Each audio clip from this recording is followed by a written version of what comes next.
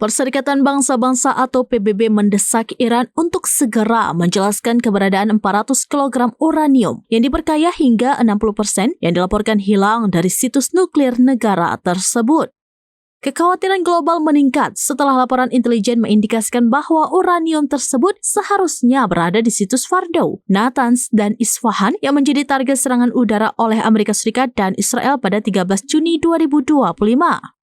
Pencarian ekstensif pasca serangan belum menemukan jejak material nuklir sensitif tersebut, memicu kewaspadaan tinggi di Washington dan Tel Aviv. Seorang juru bicara PBB menyatakan situasi ini sangat serius dan berpotensi mengancam stabilitas regional serta upaya non-proliferasi nuklir global.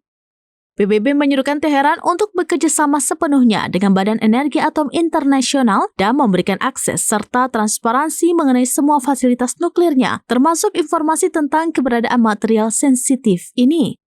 Hingga kini belum ada pernyataan resmi dari Iran mengenai laporan hilangnya uranium tersebut.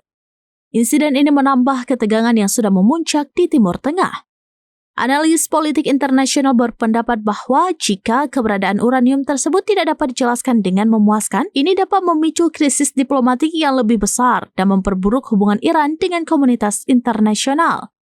IAEA diharapkan segera mengeluarkan laporan resmi mengenai hasil investigasinya di situs-situs nuklir Iran dalam beberapa hari mendatang.